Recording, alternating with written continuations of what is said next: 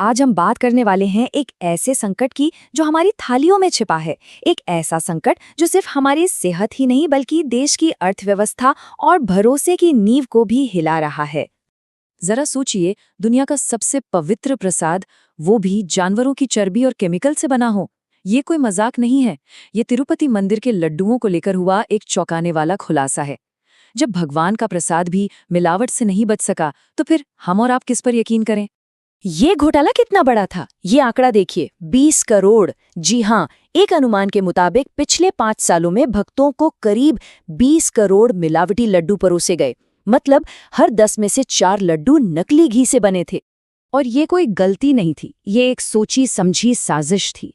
एक 250 करोड़ का धोखा। जांच में सामने आया कि घी बनाने वाले सप्लायर ने दूध की एक बूंद तक इस्तेमाल नहीं की थी। वो घी नहीं बल्कि एक खतरनाक केमिकल कॉकटेल था। और इल्जाम ये भी हैं कि मंदिर प्रशासन के लोग भी इसमें शामिल थे। तो ये कहानी सिर्फ एक मंदिर की नहीं है। ये कहानी अब हर घर, हर किचन तक पहुंच चुकी है। हमारी थालियों में जहर परोसा जा रहा है। देखते हैं कि ये संकट कितना गहरा है।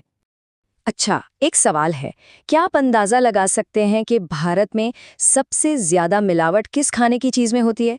शायद इसका जवाब आपको चौंका दे। वो चीज है पनीर। जिस देश की 40% आबादी शाकाहारी है, उनके प्रोटीन का सबसे बड़ा सोर्स। लेकिन सच ये है कि 83% सैंपल तो सेफ्टी स्टैंडर्ड्स पर ही फेल हो गए। और इससे भी डरावनी बात यह है कि 40% तो सीधे सीधे खाने के लिए अनसेफ थे। मार्केट में एनालॉग पनीर खुलेआम बिक रहा है, जो दूध से नहीं, पाम ऑयल और केमिकल से बनता है। और बात सिर्फ पनीर की नहीं है। जरा इस लिस्ट को देखिए। दूध, उसमें डिटर्जेंट और यूरिया। घी, उसमें जानवरों की चर्बी। मिठाइयाँ, उनमें सिंथेटिक दूध और पेंट तक मिलाया जा रहा है। और फल, उन पर मोम और खतरनाक केमिकल्स की परत चढ़ाई जा रही है। और मसाले, जिनके लिए भारत दुनिया भर में जाना जाता था, आज हमारी हल्दी में लेड मिला है जो दिमाग को नुकसान पहुंचाता है। मिर्च में ईंट का चूरा और जीरे में तो कैंसर फैलाने वाला चारकोल। हम जिसे स्वाद समझकर खा रहे हैं, वो असल में धीमा जहर है। तो सवाल ये उठता है कि आखिर ये सब हो कैसे रहा है? हमारा सिस्टम हमें बचाने में नाकाम क्यों हो रहा है? चलिए इस सिस्टम की कुछ खामियों को समझते हैं। वजह आपके सामने है।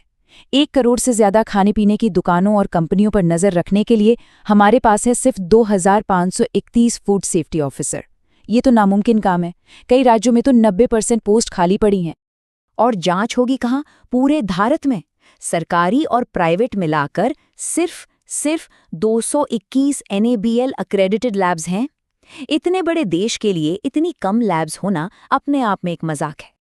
और अगर कोई पकड़ा भी जाए तो कानून में इतने छेद हैं कि अपराधी आसानी से बच निकलते हैं। मैगी का केस तो सबको याद ही होगा। बैन इसलिए हटा दिया गया क्योंकि टेस्ट जिन लैब्स में हुए वो सरकार से मान्यता प्राप्त ही नहीं थी। और ये चार्ट देखिए, ये हमारे सिस्टम की पूरी कहानी कह देता है।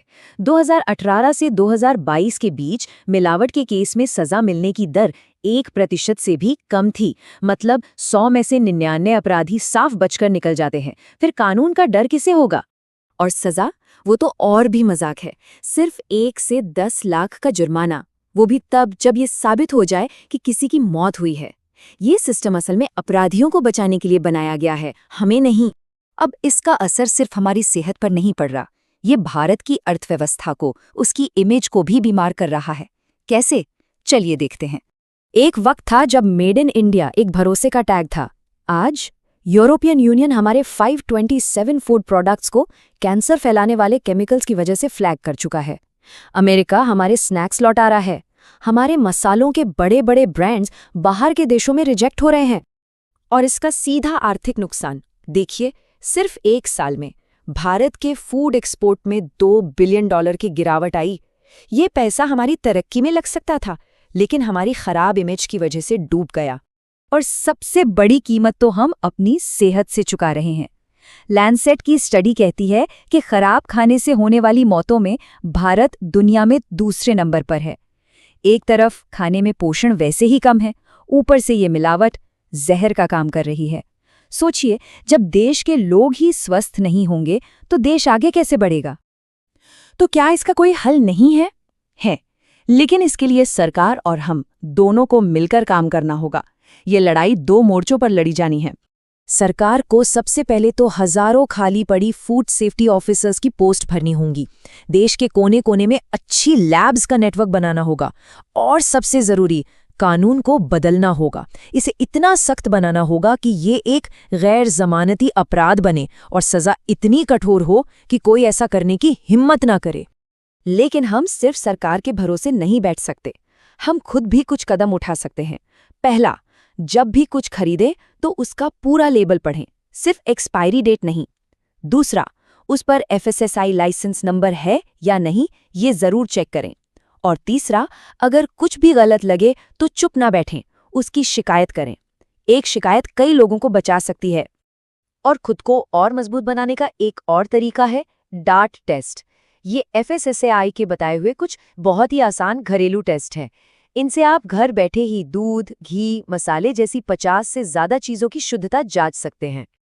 आखिर में ये समझना जरूरी है कि ये सिर्फ खाने में मिलावट का संकट नहीं है, ये हमारे देश के चरित्र की परीक्षा है। जब एक देश अपने नागरिकों को सुरक्षित भोजन की गारंटी नहीं दे पाता तो उसकी नींव कमजोर हो जाती है। आज हम इस सवाल पर आके खड़े हो गए हैं कि अपने ही परिवार को खाना खिलाना, जो एक प्यार भरा काम होना चाहिए, वो एक भरोसे और डर का खेल कब बन गया। इस सवाल का जवाब हम सबको मिलकर